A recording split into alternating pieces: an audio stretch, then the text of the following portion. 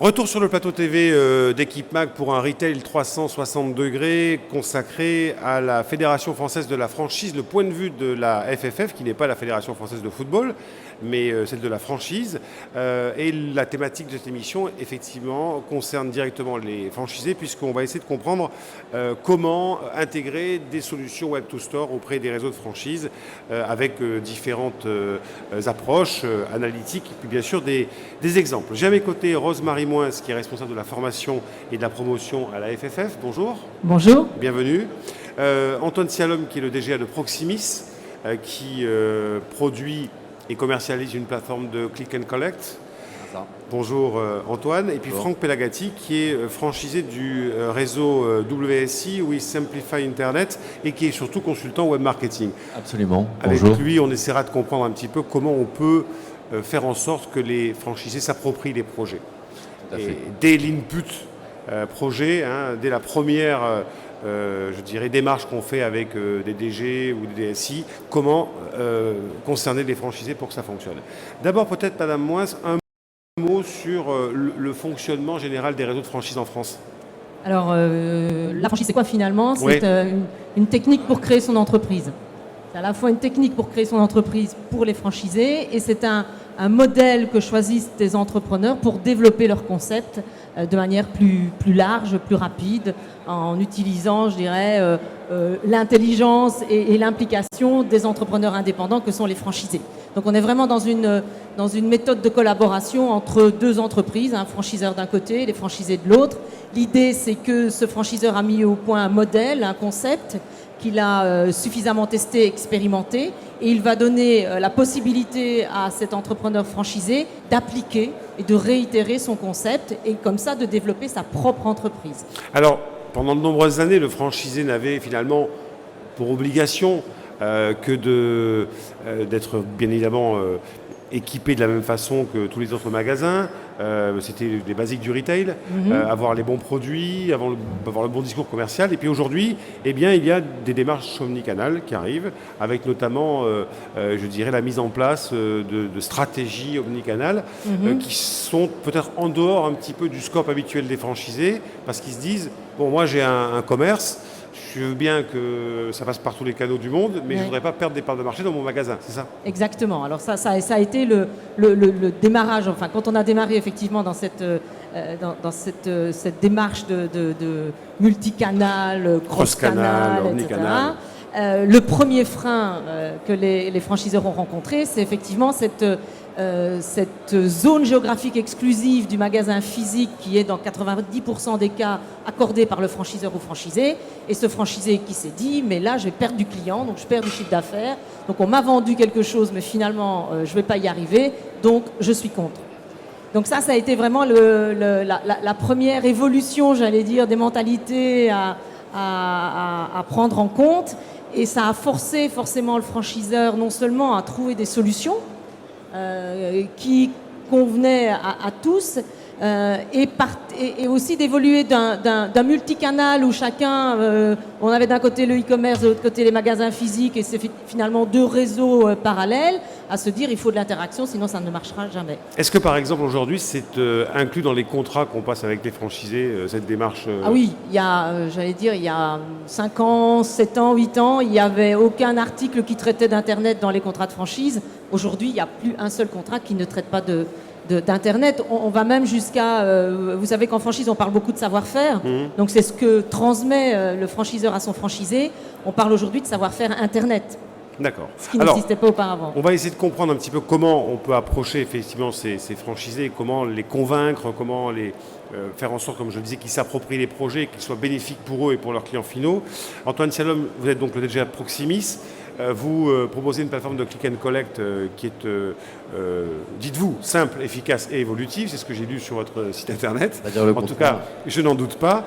Et surtout, c'est ce qui m'intéresse, vous travaillez avec des réseaux de retail qui ont soit des succursales, soit des franchisés. Alors parlez-moi un petit peu de votre expérience avec les franchisés. Ou les deux. Ou les deux, voilà. Alors, oui, c'est ce que je voulais dire en fait, ouais, les deux. Les deux. D'un côté les succursales et de l'autre les franchisés, mais dans le même réseau. Alors d'abord, pour que chacun ait le même niveau de lecture, on parle omnicanal, cross-canal, cross-commerce. Web2Store, Click and Collect, pour d'abord dire qu'est-ce qu'il y a derrière tout ça. On dit quoi quand on dit ça?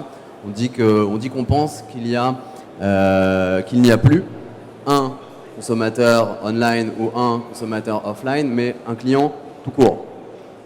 Et qu'on ne lui demande plus de choisir, mais qu'on veut lui proposer. On veut lui proposer des services, qui lui permettent de créer un lien entre le e-commerce et le réseau de magasins physiques. Le e-commerce n'étant pas forcément la commande. Le e-commerce, c'est la façon d'aller vers un produit autrement que par le réseau physique. Exactement. Le e-commerce devient effectivement, n'est plus un canal de vente à proprement parler, mais devient un outil marketing qui sert de génération de trafic vers les points de vente au service du consommateur final. Voilà. Donc, quand on redescend et dans la gamme de services qu'on peut offrir au client pour lui permettre de générer effectivement ou d'avoir un lien avec les points de vente physiques à partir du site e-commerce, il y a notamment le click and collect. Sujet effectivement qui est l'unique, en tout cas celui que je connais et dont je peux parler, qui est de proposer au client de réserver ou d'acheter en ligne et de retirer en magasin. Et alors là, je suis déjà en train de dire des gros mots. Voilà. Quand je parle aux entreprises, si pour le client final, entre réserver ou acheter en ligne et retirer en boutique, la nuance est assez fine, c'est juste pour lui de choisir quand il va retirer et où il va payer. Pour l'entreprise, vous le devinez déjà, c'est toute une bronca qui se soulève des sujets, puisqu'à la fin on dit qui empoche. Qui empoche. Est-ce que c'est le e-commerce qui empoche? Est-ce que c'est le magasin qui empoche? Et là, on se rend compte qu'il y a un premier problème qui est lié à tous les retailers et la franchise encore plus, on y viendra, c'est l'acceptation déjà. L'acceptation, l'intégration de ces nouveaux services. Et le second problème que l'on rencontre, une fois que c'est accepté et intégré, ce n'est plus le sujet technologique ou de business intelligence de l'entreprise, c'est la performance, c'est l'opérationnel. Est-ce que les magasins vont jouer le jeu pour rendre un service de qualité et tenir leurs promesses vis-à-vis d'un client? Alors pour que je comprenne, on peut citer de la chaîne dont vous parlez? Alors on peut citer certains de nos clients, en tout cas des collaborateurs et des partenaires, que sont du pareil au même, que sont Feu Vert. Alors si on prend Feu Vert par exemple, quand on dit qui empoche, clairement si je commande 2 pneus sur le site e-commerce de Feu Vert et que je vais les chercher dans le magasin le plus proche de chez moi, qui empoche? Alors, quand on est dans un système de click and collect, il y a 2 services. Il y a un service qu'on a dit de e-livraison, et là, la commande se fait en ligne, l'achat est payé en ligne, et là, dans cette configuration-là, le magasin devient une borne de retrait. Ça, c'est l'horreur. Bien sûr. Forcément pour les points de vente, c'est l'horreur pour les franchisés, en plus. Donc, c'est un système et un format qui a de plus en plus de mal à s'intégrer facilement chez les entreprises, qui demandent parfois du rétrocommission. Bon, quand on est dans des systèmes très fermés, de réseaux propres, c'est un peu plus simple. Dès qu'on est dans la franchise, on va commencer à parler de commission et ça devient compliqué. Donc il y a un deuxième service dans le Click and Collect qui est l'e-réservation. Et l'e-réservation, cette fois-ci, je ne fais que réserver en ligne et je viens retirer et payer en point de vente. Et là, c'est beaucoup plus simple, évidemment, pour les points de vente, qu'ils soient succursales, affiliés ou franchisés. Simplement, il y a quand même des difficultés d'acceptation du point de vue des franchisés. Pourquoi? Parce que comme dans tous les couples, il y en a des mieux que les autres, mais il y a des grandes tendances. Et la grande tendance dans le couple, en tout cas franchisé-franchiseur, c'est la méfiance. Voilà. C'est toujours d'avoir un petit peu peur de ce que propose en outil marketing le franchiseur, encore plus quand ça vient du e-commerce, parce que comme on le disait, c'est perçu comme un concurrent, et qu'on va faire un amalgame entre la e-livraison, où le franchisé se considère uniquement comme une borne de retrait, et donc dit moi je vais rien empocher, et la e-réservation, configuration et service dans lequel il va recevoir le client, le faire payer, prendre de son stock à lui et empocher l'argent. Voilà. Donc qu'est-ce qu'on fait chez ces réseaux-là? On parlait de Feu Vert, on parlait de du pareil au même très concrètement, puisqu'on vient d'activer 450 magasins, donc un déploiement national il y a encore quelques semaines. On va commencer par étapes. Voilà. On va procéder, on va d'abord ouvrir les services, par exemple d'e-réservation au parc et au réseau de succursales. Et puis on va attendre 3 mois, on va attendre 6 mois, que les chiffres reviennent, que l'argent tombe, que l'argent pleuve. Et puis il y a un séminaire qui va se mettre en place, souvent un input retail ou e-commerce, et qui va expliquer les bénéfices et les KPI réels. Et alors là, deuxième phase de déploiement, les franchisés qu'on va devoir former, à la console de gestion et l'outil de caisse nouveau qu'ils vont avoir entre les mains, vont commencer à réclamer le service. Parfois, ça arrive même que quand on active, il y a une certaine jalousie, que ce soit eux proactivement qui appellent le directeur de réseau, qui leur dit « Nous aussi, pourquoi on serait exclu de ce nouveau service-là ? Il y a des gens qui viennent en magasin payer des commandes, et nous. » Voilà. Franck Pelagatti, est-ce que vous retrouvez dans ce que vient de dire M. Cialom effectivement des grandes tendances sur la posture des franchisés ? Oui, bien sûr. Moi, je suis moi-même franchisé. Oui, donc, déjà. Alors voilà, Simplify déjà, Internet, c'est un réseau de franchise pour aider les entreprises à développer leur business via oui, tout à fait. le Le web. réseau WSI est un réseau donc de franchise, de consultants web marketing, et notre métier, c'est d'aider les entreprises à utiliser Internet dans le cadre de leur développement commercial. Donc, on est vraiment dans le sujet. Et c'est vrai que il y a très peu de gens qui savent qu'il y a des réseaux de franchise dans des métiers intellectuels à valeur ajoutée de services. La franchise, c'est pas seulement des réseaux physiques de magasins, c'est aussi de la matière grise. Des réseaux de matière grise. Tout à fait. Et juste un tout petit témoignage, mais c'est vrai que moi, quand j'ai voulu créer mon entreprise, je pense que si j'avais pas choisi l'option franchise, j'aurais eu de grandes difficultés pour réussir. Pour développer votre business. Tout à fait, oui. Mais la franchise, je crois que c'est un sport d'équipe. Vous voyez ? Et c'est toujours rigolo de se rendre compte que, au bout d'un certain moment, il y a une certaine méfiance qui se met en place entre le franchiseur et puis le franchisé. Alors que, je dirais d'entrée, c'est la règle du jeu. Un franchisé qui arrive dans un réseau de franchise, il est là pour jouer collectif. Il est un membre de l'équipe. Alors d'accord, il a sa c'est comme ça qu'il l'achète d'ailleurs. Hein. Oui, bien sûr. Sinon, pourquoi est-ce qu'il signerait un contrat de franchise Bien pour sûr. avoir accès à tous les services et à la marque, et à la promotion et en fait, dans les faits, je pense que c'est aussi très humain. On a tous envie d'indépendance, on a tous envie d'autonomie et on en vient à remettre en cause des programmes qui sont proposés par le franchiseur, bien qu'ils soient très performants sur le plan du business ou très innovants. Et dès lors qu'on parle de click to store, c'est des choses quand même qui sont relativement complexes.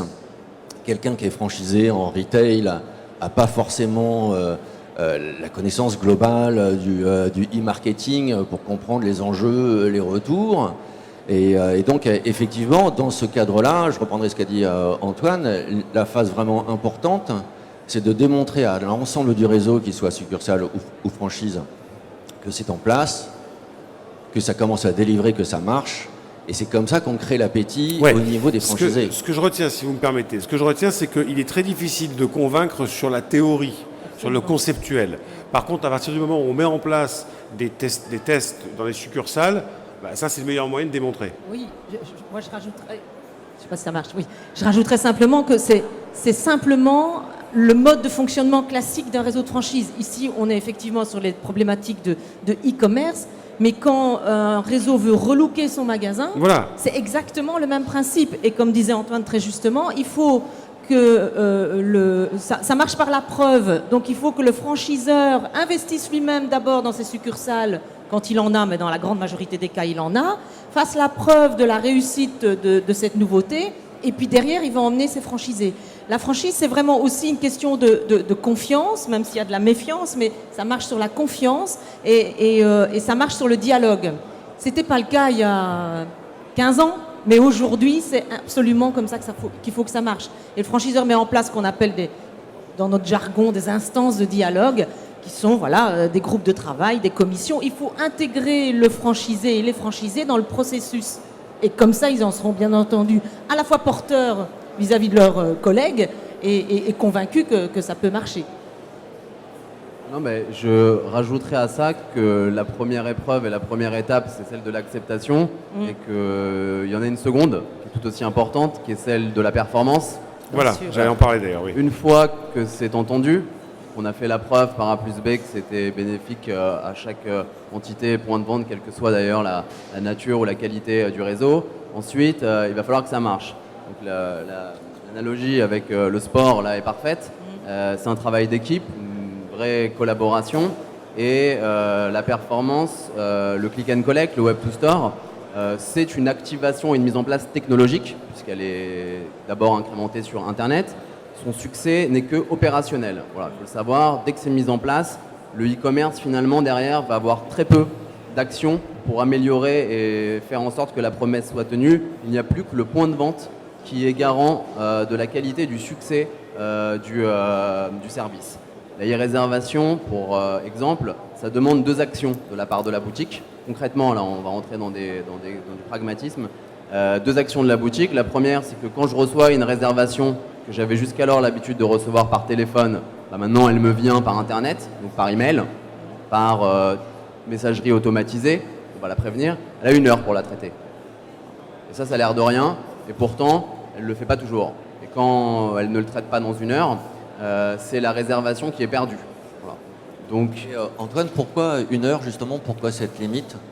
Parce que dans la e-réservation et dans ce qu'on appelle effectivement plus génériquement le web to store, l'instantanéité. Le butinage. Voilà, le butinage, l'instantanéité, elle est fondamentale. Si je pousse une réservation sur le site de Du Pareil au Même et que j'ai une réponse qui me confirme que le produit est bien disponible, pourquoi? Parce qu'il y a une intervention humaine, nécessairement. Est-ce qu'il y a une rupture de stock? Est-ce qu'il y a une erreur de stock? Est-ce qu'il y a une démarque inconnue? On ne va pas faire venir le client n'importe comment, n'importe quand.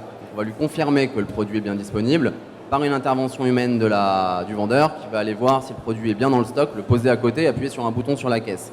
Ça, elle a 1 heure pour le faire. Si elle répond dans les 3 minutes, on est certain que le client qui vient de pousser une réservation, statistiquement, va venir. Si on met 3 heures pour lui répondre, il y a autant de chances pour qu'il soit parti ailleurs. Oui, le silence équivaut à une affirmation, effectivement. Voilà. Une affirmation en disant non, on n'a pas, et puis de toute façon, on ne s'occupe pas de votre demande.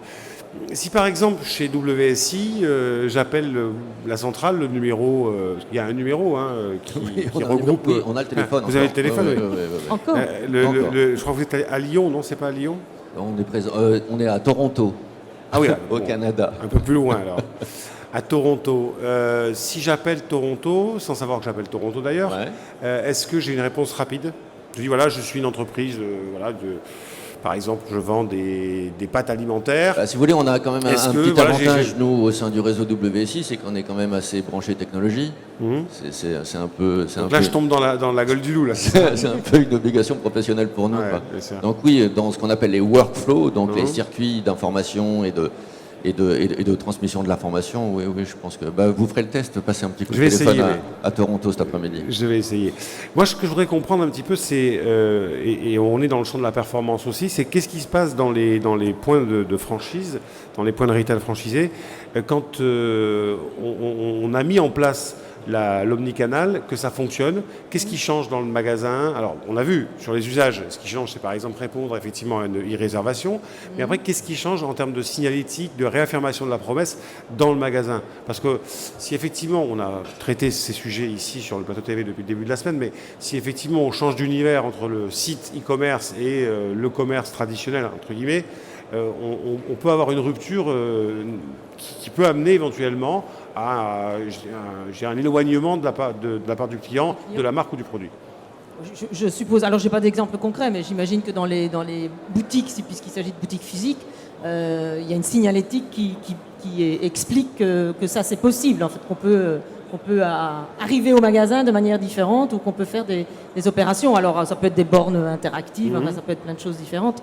Mais bien sûr, il y a forcément une adaptation visuelle et surtout aussi, je pense, une adaptation des équipes qui doivent être en phase avec la promesse qu'on fait au client. Oui. Et ça, c'est pas simple. Parce qu'on est dans le véritable parcours client. Ouais. Et finalement, ma question, je vais la reformuler, c'est est-ce qu'un parcours client omnicanal est différent dans un réseau de succursales avec des directeurs, etc., que dans un réseau de franchise?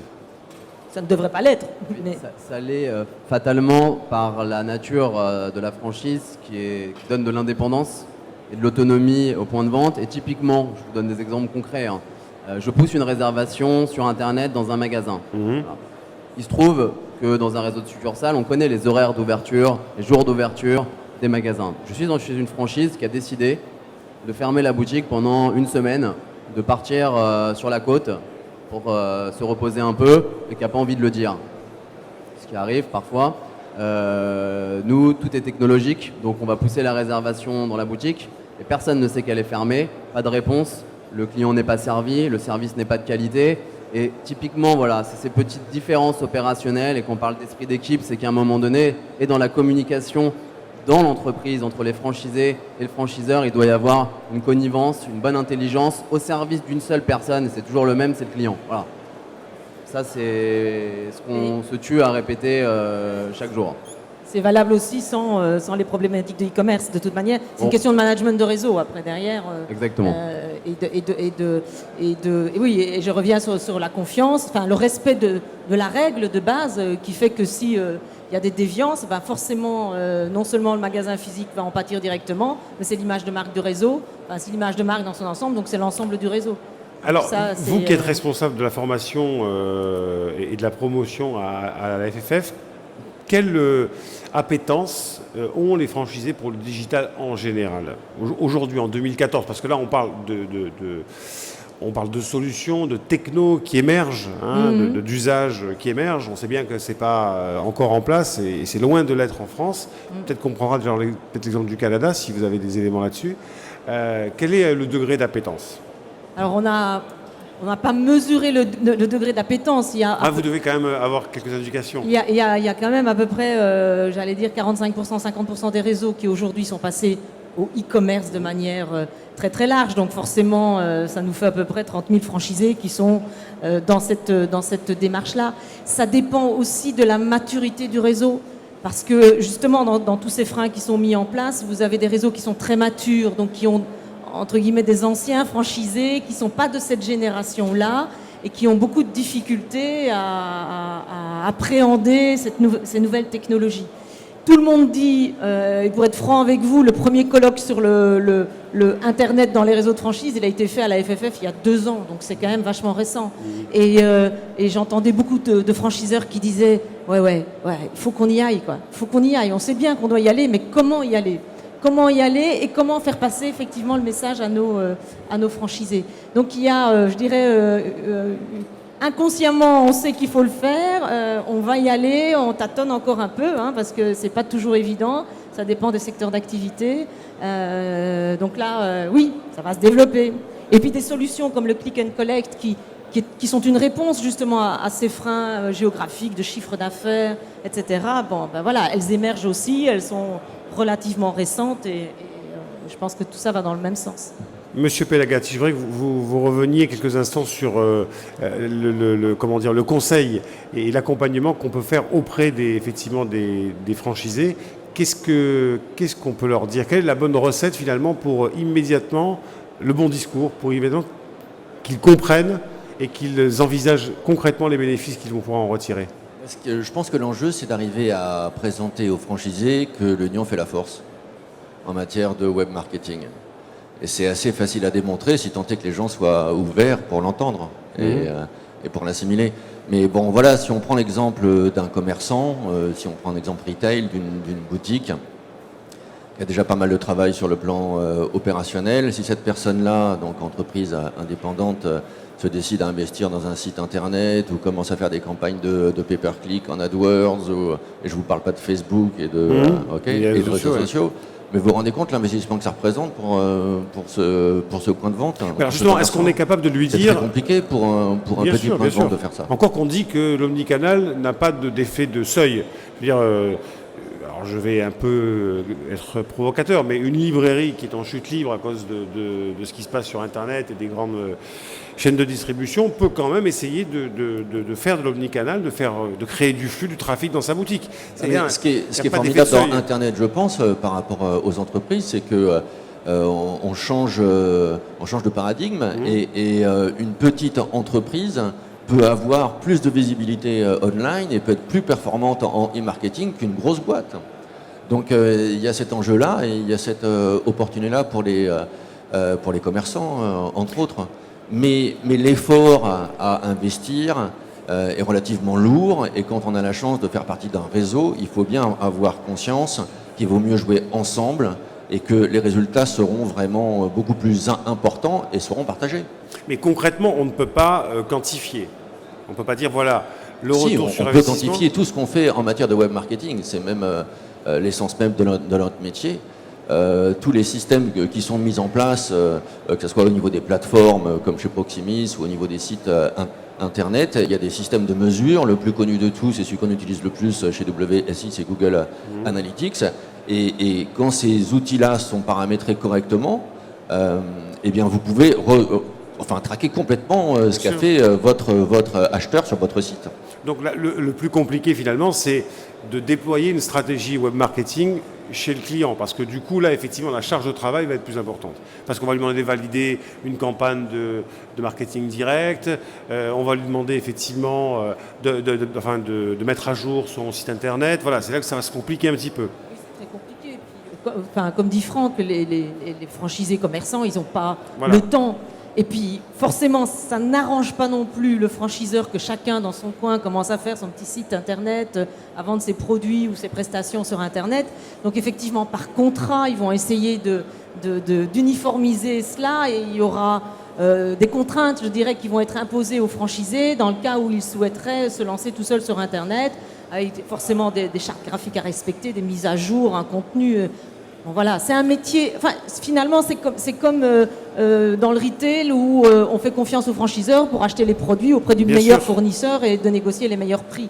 C'est dans la même démarche. Là où je crois qu'on peut un tout petit peu challenger les franchiseurs, les réseaux de franchise, c'est dans leur capacité à mettre en place à la fois des programmes nationaux et du support local. Oui. Et là, je pense qu'il y a encore du potentiel, parce qu'on a souvent tendance au niveau d'une tête de réseau à déployer le même programme, une taille pour tout le monde, et à ne pas être suffisamment attentif aux opportunités qu'il peut y avoir localement et aux demandes que les commerçants du réseau peuvent avoir. Ce qui peut se traduire, et M. Sierra m'en parlait tout à l'heure, ce qui peut se traduire effectivement par un investissement de la part du réseau pour des séminaires, c'est pas à vous que je vais dire ça, la pédagogie, oui, beaucoup la de pédagogie. Si vous envoyez un email avec un beau catalogue en PDF, c'est pas sûr que ça marche. Par contre, effectivement, faire venir ou éventuellement aller vers, et c'est vrai que l'exemple des produits locaux, par exemple, dans le retail alimentaire, on va pas dire arrêtez de prendre votre vin chez ce producteur-là. Si vous le prenez, c'est que vous savez pourquoi. Par contre, effectivement, il n'est pas forcément le catalogue du site e-commerce. Comment effectivement continuer à le valoriser?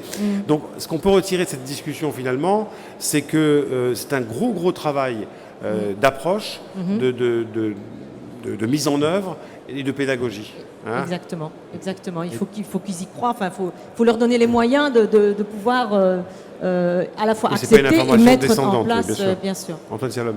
Et d'anticipation, parce que nous, chez Proximus, on aime bien une citation de Churchill qui dit le changement, mieux vaut le saisir par la main avant qu'il ne vous saisisse à la gorge.